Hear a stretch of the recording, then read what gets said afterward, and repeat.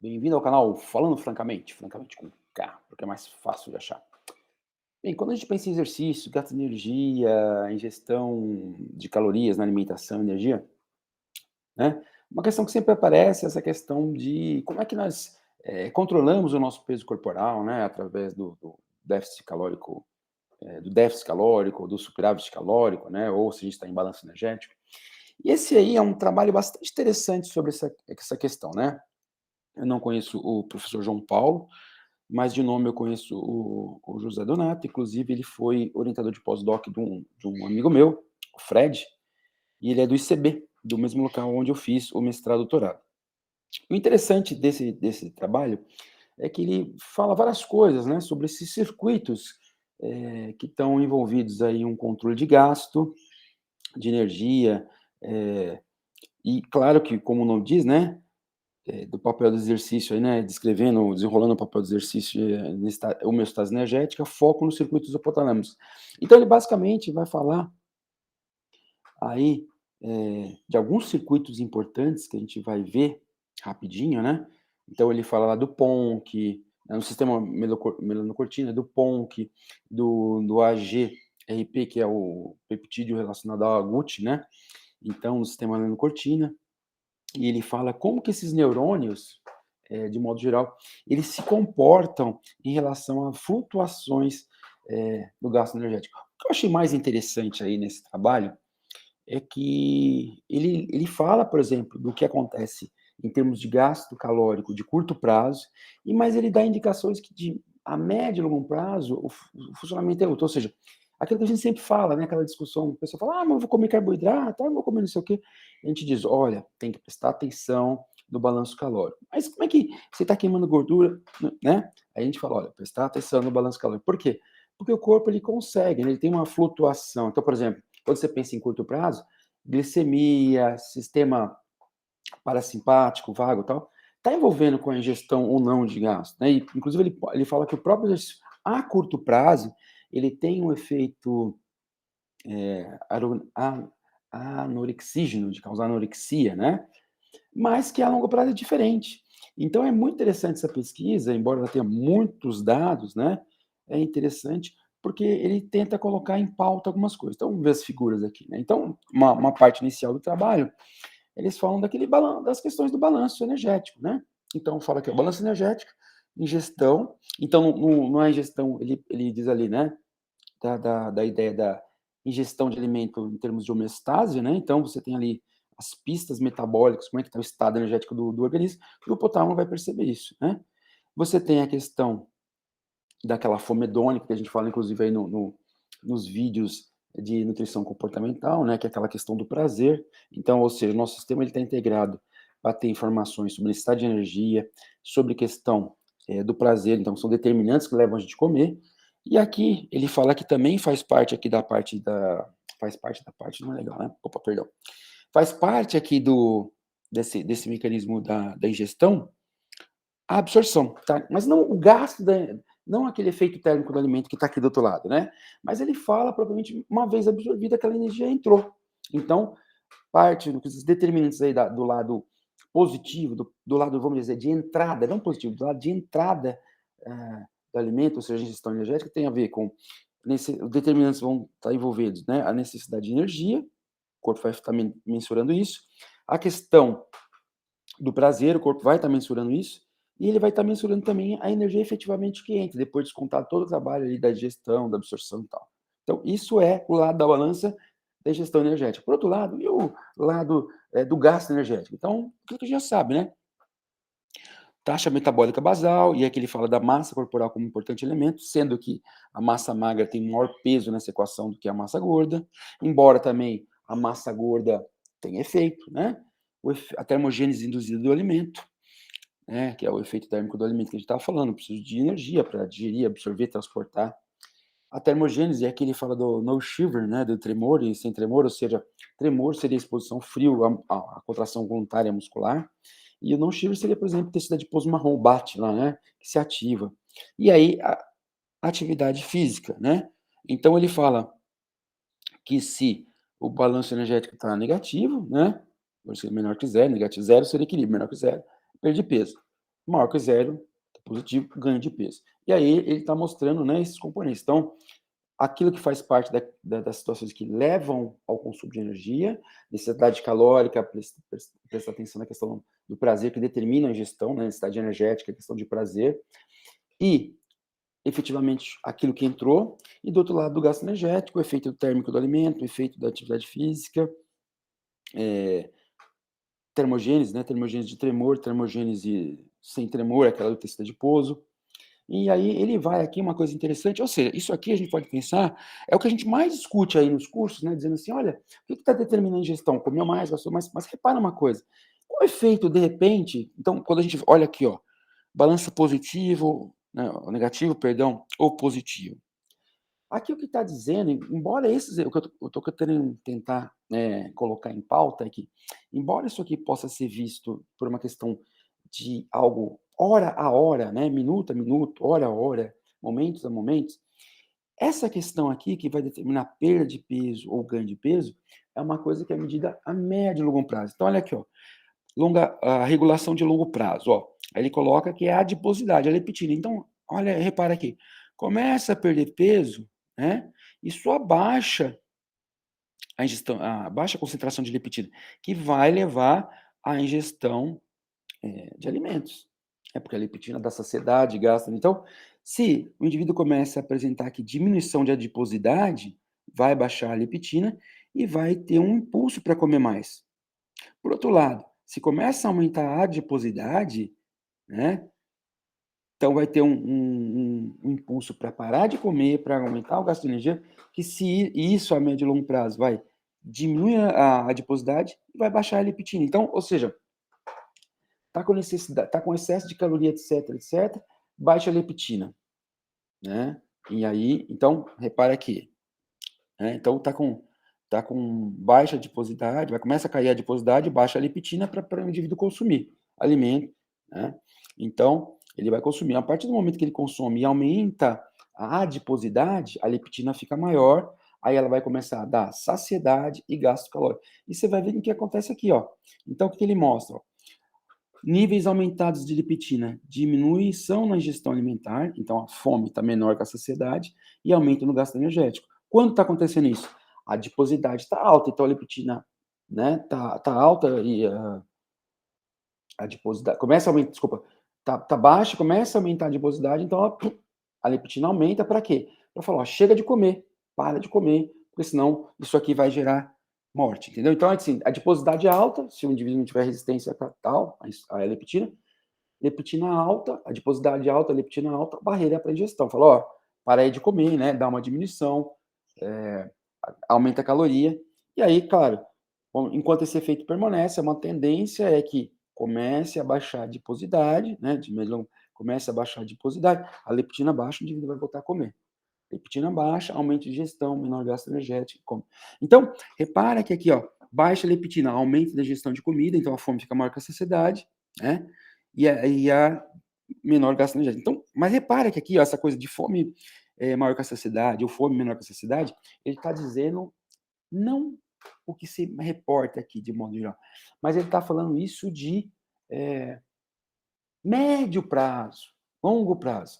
Então, por isso que a gente fala assim, como que hoje, né, aqui no canal tem, por exemplo, lá o vídeo da batatinha, né? Fala assim, como que hoje o indivíduo comeu mais calorias do que precisa, como que amanhã ele come mais calorias do que precisa, não necessariamente ele engorda. Né? No estudo da batatinha lá foi 30 dias, né? Ele não engorda porque a médio e longo prazo, o que determina como é que o corpo se comporta de ganho de peso é a adiposidade.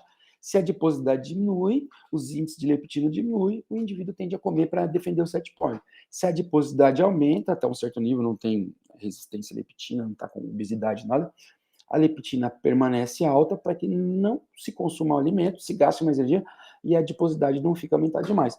Por isso que, inclusive, aqui, ó, a ideia é, essa linha aqui de base seria o set point, ou seja, aquele ponto de ajuste, aquela adiposidade que o meu corpo acredita que é a melhor para ele naquela meia idade, genética, etc., né, nível de atividade que eu tenho. Mas é claro que ao longo do dia a gente vai flutuando, ó, tem hora que a gente come mais, tem hora que a gente come menos, vai flutuando. Mas por que essas flutuações de horas, de um dia, de outro, não leva a uma mudança absurda de adiposidade, né, desculpa, do peso.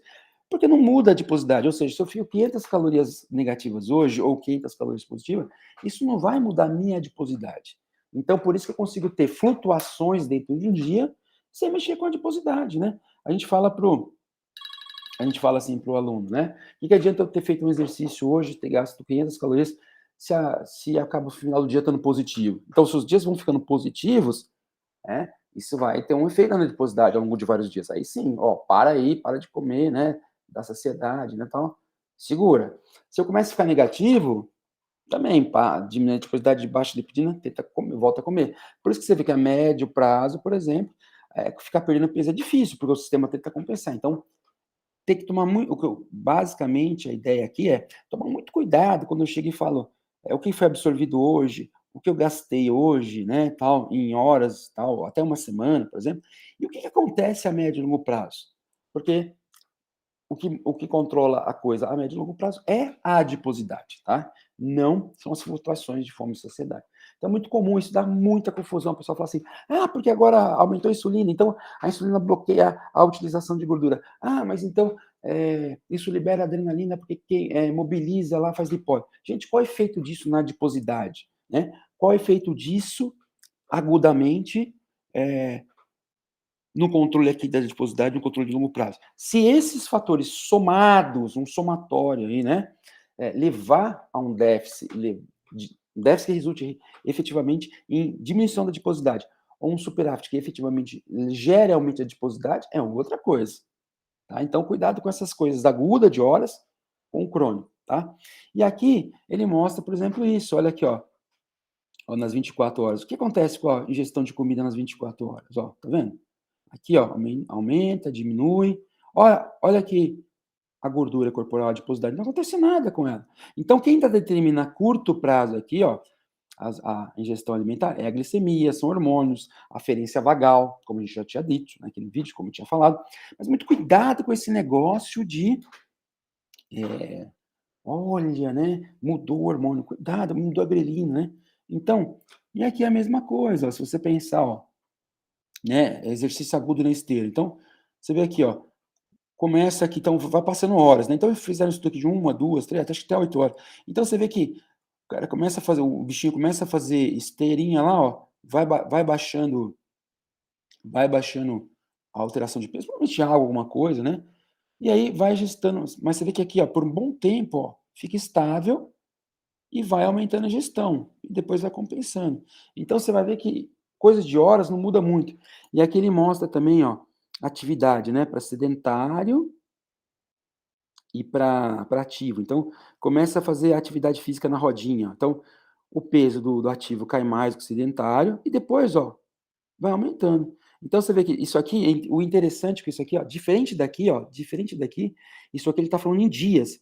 Então aqui lá no trabalho é uma semana. Então, uma semana de rodinha, você vê que no começo, né, gera no sedentário pouco, porque não tinha rodinha. E aqui no ativo cai bastante o peso e vai passando vários dias, ó, ele começa a compensar. Olha aqui, ó, a ingestão de comida, né? Cai principalmente no ativo, depois de umas primeiras semanas, e depois começa a aumentar. E ó, no sedentário, não muda. Então aqui ele está mostrando que com algumas horas, por exemplo, você vê que a ingestão alimentar, igual que estava ali, né, na primeira parte aqui da figura, ó, aqui no A, né? O A é bem isso daqui, ó. Você vê que ao longo do dia você vai mudando ingestão, gasto, pesando todos aqueles fatores, né? Gasto, ingestão, tudo. Mas isso não faz nada na adiposidade, né? E aqui você vê a mesma coisa, né? Na esteira também, ó. Até tem, né? Um aumento do volume de várias horas, né? Então, até tem aqui um aumento na ingestão por algumas horas, depois cai, ó, mesmo tendo horas de esteira. Então tem um limite ali, parece, né? Primeiro cai a ingestão, depois conforme o número de horas que eles é, fizeram, depois de horas seguidas eles aumentam a gestão, a adiposidade não muda nada. Então isso vai compensando. E aqui de novo, ó, se o cara treinou mais de 8 horas, cai a adiposidade, tá? Então aqui repara em dias, repara em dias aqui, ó, o que ele está falando, né? É a mesma coisa, né? Cai até, por exemplo, cai o nível de ingestão aqui da primeira semana, reduz o peso aqui uma semana, depois volta, começa a aumentar aqui, ó. Começa a aumentar. E a ingestão começa a aumentar. Agora, isso aqui que o trabalho fala é uma coisa muito bacana, e eu vou até procurar umas referências para poder seguir de novo, é muito bacana. Olha o que ele fala. Ele fala que a nossa visão tradicional é a de que se você fizer exercício, o gasto energético vai sendo aumentando, vai sendo um aumento exponencial, né? Eu vou fazendo exercício, vai gastando mais, e quanto mais eu gasto, mais eu perco. Mas ele fala que existe aí, parece que um limite, né? De modo que depois de um certo tempo que você perdeu a atividade, desculpa, que você fez atividade, você não gasta mais tanta caloria. Então, cuidado, perdão, não é que você não está gastando caloria, né? Isso começa a ser compensado. Entendeu? Claro que o exercício gasta caloria, mas a ideia era aqui, né? Eu estou gastando energia, ó, você vê, se eu vou gastando energia, né? Atividade física, então vai gastando energia, e depois você vai tendo alguma compensação, né? Vai gerando dificuldade você gastar energia e tal. Então, inclusive, ele cita aqui do overtrain. Ele fala que talvez o overtrain, a gente sempre pega o overtrain pela perspectiva do sistema imunológico, mas ele fala, ó, talvez o overtrain seja simplesmente um mecanismo para fazer com que a gente vá ficando menos ativo, vai ficando fica mais econômico, vai ficando menos ativo, justamente para que ele pare de gastar caloria. Então, estou falando que o overtraining torna o indivíduo mais econômico. Estou dizendo que situações juntas, né? Ficar mais econômico, ter overtraining pode ser justamente função para a gente entender que essa questão, existe um teto de gasto de energia com o exercício. O corpo, depois de um certo que você começa a gastar muito, o corpo começa a compensar, dificultar isso. Por quê? Porque senão começaria a atrapalhar, né? Vamos dizer assim, uma adiposidade muito pequena, diminuir muito peso, né? Atrapalharia na reprodução, atrapalharia nas infecções, né? Então, quando a gente vê essas síndromes aí que antigamente a gente chamava de tríade da mulher atleta, né? Atleta, que hoje tem um nome diferente, tem a ver com a parte de energética, porque também acontece com o homem. O que acontece na mulher? O que acontece na mulher? Afeta o ciclo menstrual. Então, isso aqui é muito interessante, porque eles sugerem, né, citam alguns estudos que sugerem que existe um teto de gasto de energia com o exercício, tá? Depois a gente vai falar mais disso. E aí ele começa a falar assim, uma outra coisa que eles falam no trabalho, porque que agudamente, tá? Agudamente o exercício causa anorexia, perda de fome. Então ele cita basicamente o seguinte, né? Que quando você tem fome, o primeiro impulso é você sair como um mamífero, pensando na visão, como é que se diz? Evolutiva. Você sai. Só que também tem uma coisa, toda vez que você sai, você se expõe, né? Você está mais arriscado a ser pego por um predador. Então é uma hora aqui, ó. Fome é um estímulo para o exercício, né? Ele sai. Run, just run, só corra. Só que assim, o que eu vou fazer depois de um tempo que ele está gastando energia? O ideal é, depois que gastou energia, conseguir pegar presa, conseguir buscar o alimento e depois se proteger, né?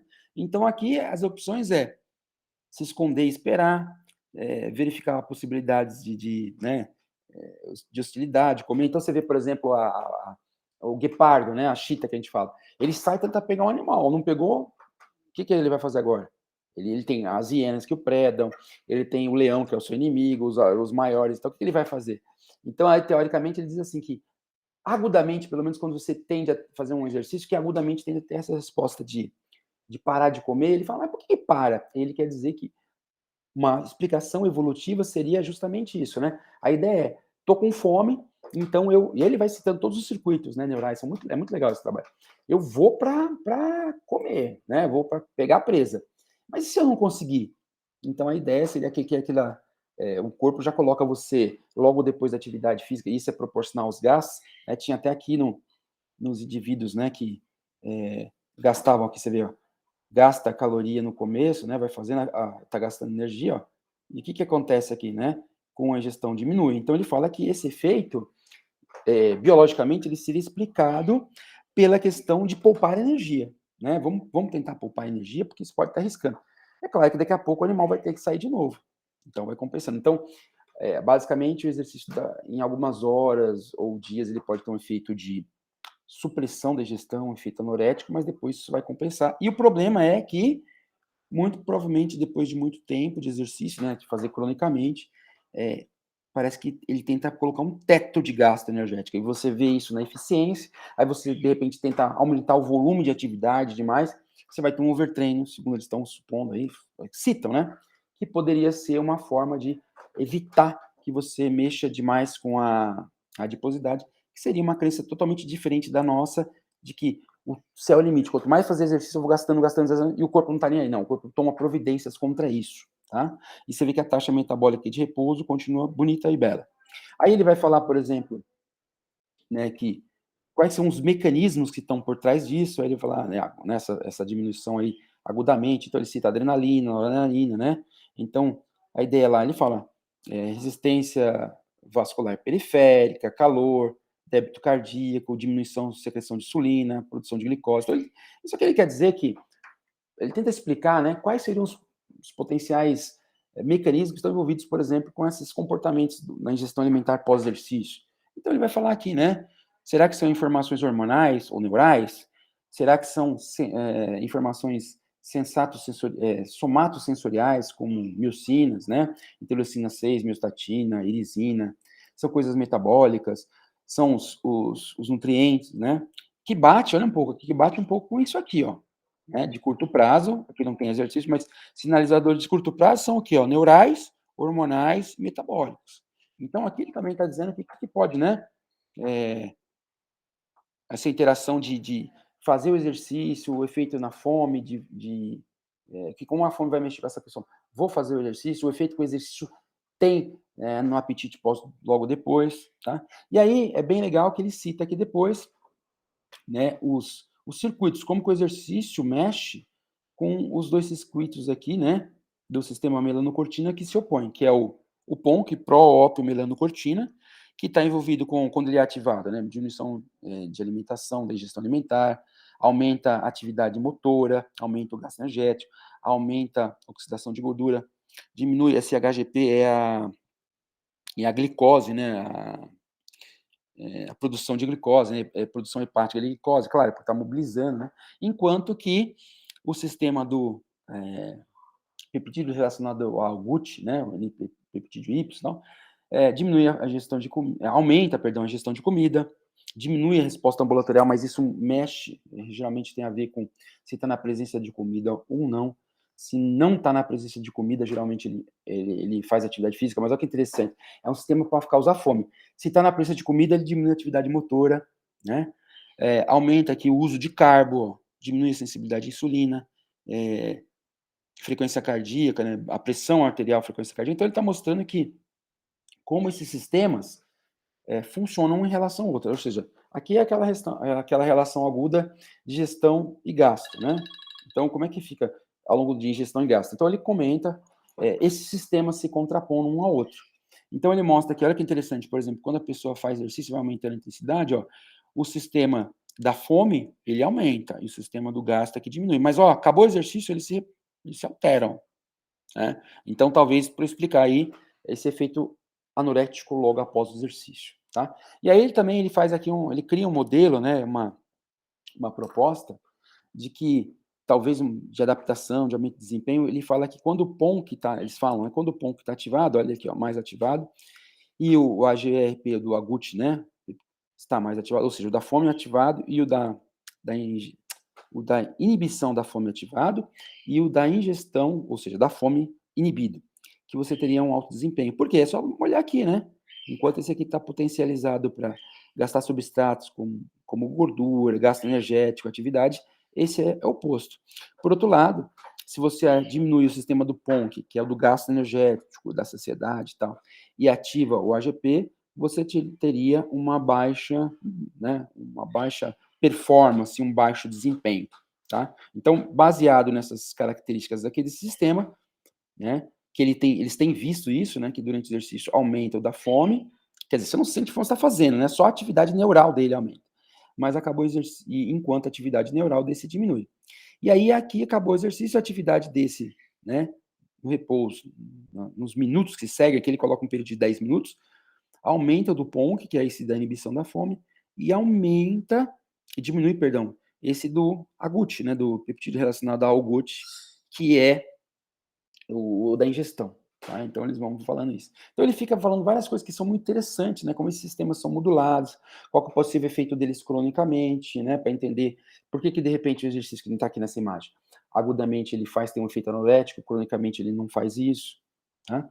Então, gente, é um trabalho, tem muita coisa, tá? Eu anotei, se vocês forem ver, eu anotei umas 8 páginas de caderno sobre esse artigo, porque ele vai falando em diferentes momentos, né? Ele fala uma hora dessa relação de curto prazo, do gasto, depois ele fala das possíveis explicações aí desse efeito biológico aí, né? De que sair para quando tem fome, vou fazer atividade, só que depois que eu faço atividade eu perco a fome. O que seria a explicação disso? Então, aquela coisa do animal, né? Tô com fome, preciso buscar comida, mas daqui a pouco ele dá o efeito da anorexia, porque o organismo pode entenderia como se assim, pô, esse cara fez exercício, né? E então pode ser que ele não conseguiu o alimento, então eu vou parar aqui porque ele precisa descansar, tal, repensar as estratégias, porque toda vez que ele sai para comer, ele se expõe. Então essa é uma explicação. Eles mesmo dizem, né? Seria pensando sob a visão dos teóricos evolucionistas, tá? Aí depois eles pegam uma boa parte do paper deles para falar do sistema melanocortina, que é justamente se divide aí entre o sistema do peptídeo relacionado ao agut, né, que é justamente da fome, que é característica, e do PONC, que é a própria melanocortina, que é o sistema, vamos dizer assim, do antifome, né? Então eles vão trabalhando entre eles, vão se alternando ali conforme as situações, e a de médio prazo a gente consegue ter gestão em gasto. E aí, quando eu falei para vocês que achei muito bacana, além das explicações, os detalhes, as implicações disso, né? Exatamente aquela coisa do teto do exercício. Então, primeira coisa muito bacana no trabalho você pode ter flutuações diferentes ao longo das horas, ao longo dos dias de exercício, mas a longo prazo, quem determina emagrecimento ou engordar é a sua adiposidade. E aí você tem, por exemplo, o efeito da leptina. Não é à toa, né, extrapolando aqui, quando você tem uma resistência à leptina, por exemplo, você acaba tendo descontrole disso. E aí ele conta também, ele mostra em efeitos animais, né, que você causa obesidade no animal, e aí você cria, por exemplo, esse sistema agut, né? Então, ele trava, mesmo se ele sucumbir, ele desregula também. Só que a hora que você, por exemplo, ele fala no estudo de animais lá, a hora que você tira essa obesidade do animal, a fome volta, né, no animal, porém, o gasto lá do PONC fica inibido. Talvez poder extrapolar aí uma ideia de tentar entender o efeito sanfona, tem muitas coisas bacanas, mas eu achei basicamente muito bacana a questão do teto de gastos, porque a gente acha assim, eu posso fazer por dia 10, 20, 30, 40 horas em semanas de exercício, quanto mais eu gastar, melhor. Mas aí ele diz, parece que o seu corpo pode tomar providências para a coisa não ficar bem assim, né? Talvez um overtraining, a própria aumento da eficiência do exercício. Então, para a gente entender por que o exercício talvez não é um fator tão eficiente assim para perda de peso de longo prazo, né? E, por outro lado, justamente ele mostra aqueles dados lá, contrapondo as flutuações, que eu acabei de falar, né, de momentânea, seja por exercício, seja por comida, porque a gente sempre fica falando assim, comeu carbo, comeu isso, comeu aquilo, baixou a glicemia, mas o efeito disso, ou seja, né, tem uma coisa que a gente sempre está discutindo aí, né, aquele modelo do carboidrato, insulina na obesidade, e o modelo do gasto energético. Então, o carboidrato e insulina fala que as flutuações de insulina vão determinar o engordar ou não. E o efeito lá do modelo do balanço energético diz que não. Que são as calorias. É lógico que o seu corpo tem formas diferentes de lidar com essas calorias, mas se você for ver aqui, a experimentação, o dado que eles mostram lá de experimentação, é a adiposidade. E tem um set point, tem um controle de peso, tanto para cima como para baixo, tanto para se proteger da obesidade quanto para baixo. Né? É claro que a gente pode pensar assim, mas por que então é muito mais fácil eu travar a perda de peso quando estou fazendo uma dieta agressiva do que eu perceber isso na hora que eu estou engordando? Primeiro que, em termos de, se a gente pensar biológico, você morre mais rápido de inanição. Então, você tem que ter uma ação mais rápida. Mas se você parar para pensar também de uma forma desapaixonada, você vê que o processo de obesidade é um processo que ele demora muito tempo para acontecer. Vai acontecendo, né? Então, desregulando, criando alterações. Então é isso, gente. É um trabalho bastante bacana. Eu recomendo aí que vocês leiam com calma. É um trabalho que tem que ler muitas vezes. Eu já li umas 3, 4 vezes. Porque ele traz coisas para diferentes momentos. É claro, eu tento só associar aquilo que pode ser interessante com uma audiência que não quer especular muito em termos de neurociências, de neurotransmissores, de mecanismos. Então, tento trazer, né, através das figuras, porque as próprias figuras são uma forma de torna mais fácil a visualização, o entendimento, mas também são uma forma de pegar, talvez os próprios autores reconheçam, né, aqueles assuntos mais interessantes, assim, mais gritantes, menos detalhados e facilitar isso. Tá ok? Espero que goste aí do vídeo. Até um próximo. Chame os seus amiguinhos aí. Hoje um ex-aluno, um colega aí, o Donati, deu uma dica para a gente começar a fazer podcast. Já fiz aí uma conta no Spotify, né? Mas estou apanhando um pouco, fiz um áudio lá e depois não estou conseguindo colocar outro. Inclusive, se alguém aí do canal for craque em Spotify, em Anchor, que é aquele programa que converte, né, os áudios, não converte os áudios, pega os áudios e depois retribui para o Spotify, que alguém for craque nisso aí, me ajuda, tá ok? Eu vou tentando aprender, mas sabe como é? Cachorro velho, truque novo, vai demorando um pouquinho. Tá ok, gente? Muito obrigado, um grande abraço, até o próximo vídeo. Tchau, tchau.